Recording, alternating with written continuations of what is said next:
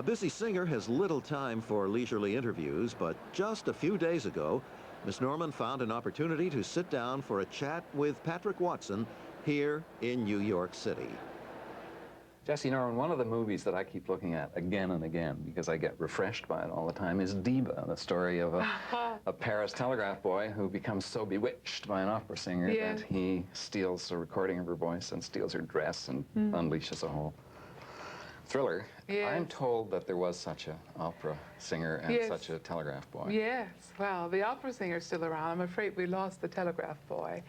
He unfortunately died, but he did exist, and he was very ardent, and how he ever afforded to come to the number of performances just of mine that he attended, I shall never know, because he certainly made no money doing that kind of job. Did you ever meet him? Yes, I did. I knew him very well. Well, he was a great friend. Did he ever steal your dress or record your voice? No, he only brought me flowers. Part of the Jessye Norman mythology is that those Europeans discovered an American star that we on this side of the Atlantic didn't know about. Is that true? Well, it's rather true in that I did begin my career in Europe.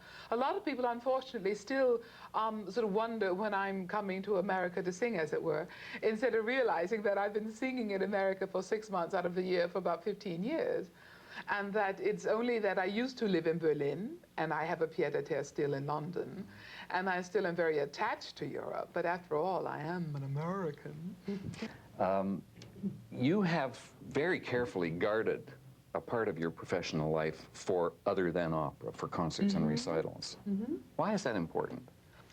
Oh, I like very much the immediate contact that I can have with an audience when I'm singing a concert with orchestra or a recital. Because you see, when I'm on stage in the opera, the house is dark. And because of my extreme nearsightedness, it is virtually impossible to see anyone. Ain't nobody out there. I want to ask, is there anybody there? Because I can't see anyone. I love to be able to look practically into the eyes of the person to whom I'm singing. And I just have a much more personal experience very often when I'm singing songs. Have you done very small groups? Have you gone and sung to 20 or 40 people? Certainly earlier on in my professional life I did. I did an awful lot of singing in people's living rooms and in very small auditoriums, like most beginners, I expect. And of course then, you see, it was quite different. Then it was very off-putting because I was very ill at ease and I didn't quite know what to do and felt very uncomfortable. Exactly. So do I put my hands to my side or do I put them in front of me or whatever? But of course, now that I've had a bit more experience, this is a much more comfortable experience for me, this kind of singing. Talk about music for a moment. Particularly interested in your range, which is an immense one, and the fact that you can sing soprano and you can dip into contralto, and the question that confronts both you and your conductors about where to place Jessye Norman, a combination of range and color. Yes. Well, it rather depends. A lot of conductors prefer that I sing a certain kind of repertoire and then some other things, but then I generally sort of choose myself what exactly I'd like to do. And it rather depends, I think, particularly for conductors, what kind of sound they have in their ears for a particular role. A lot of conductors like very bright and very sort of forward singing. That for them is the kind of thing that they would call a soprano, and a voice that is naturally darker. Automatically in their ear, they call that voice a mezzo-soprano. This has nothing to do with exactly where the notes are. No. It has to do with rather color of the voice for a lot of conductors, particularly. Can you control that? Can a singer change from a dark to a light tone? Can you sing forward? Well, I can certainly change the character of my voice in certain ways, but my basic voice is my voice. And however brightly I might sing, my voice is still a darker sound, because that is what it is naturally. So no matter what I might do to it, it still remains very basically what it is. In this concert that we're looking forward to as we record this, you're going to be singing songs. Yes. To begin with, and then you're going to be taking a role and become a character in an opera. Yes. Talk to me a little bit about preparing the mind, preparing the character.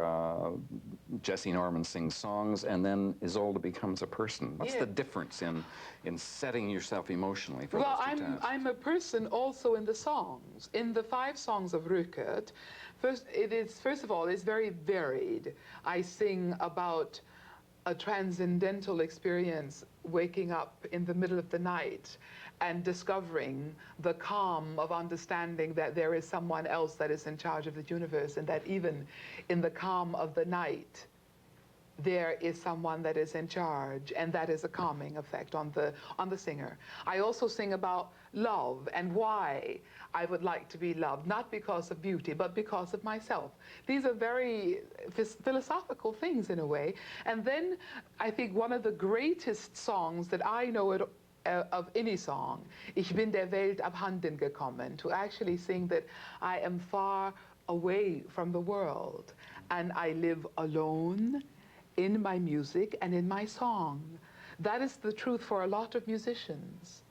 We're going to be hearing your Isolde with, I think, the beginning of the opera and the end. Yes. Big chunk left out in the middle. Big chunk left out. What should we prepare ourselves to watch for and to listen and to be aware of as it comes to us? I think that one should probably remember what it is that Richard Strauss had to say about Tristan and Isolde.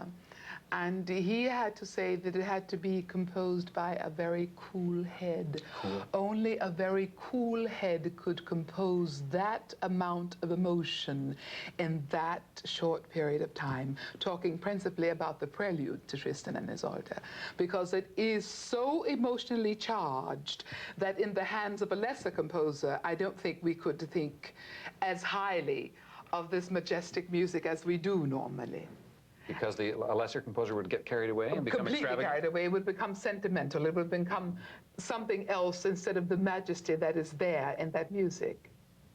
Do you get carried away as you work? It is very difficult. You cool? No, I'm not cool. I'm not Wagner. I really get very emotionally involved in what is going on. It's very difficult to sit on the stage and listen to the prelude and know that in a few moments I'm going to have to stand up and sing Isolde's Liebestod with all of the part in the middle missing in the opera, because the prelude prepares one for so much, but at the same time, the prelude prepares one for what Isolde says at the end. Because there's nothing that happens for me in the prelude that makes you think this is going to end happily. And it makes you, when I hear the prelude, I really want to hear the whole thing. I really do. So I'll try to give the sense of the whole thing and those few minutes that Isolde sings at the end. People have said, coming away from hearing you sing, that to be in your presence when you are working, when you are singing, gives them a very special kind of charge with goose flesh on the arms, the sense of having been in the presence of an extraordinary event, and that refreshes them. Thank you. What is it that raises the goose flesh on Jessye Norman's arms in the confrontation of beauty that approaches, you know, the loving of things? Is it mostly musical? It is very often musical, but it can also be in nature. I, like most people, adore a beautiful sunrise, an incredible sunset. I love to look at a beautiful animal. I love to watch a fantastic horse in movement. I think this is one of the most beautiful things that one can see in nature. I love these things, and these are things that one can have for free. I think that's a good place to stop. Thank you very much.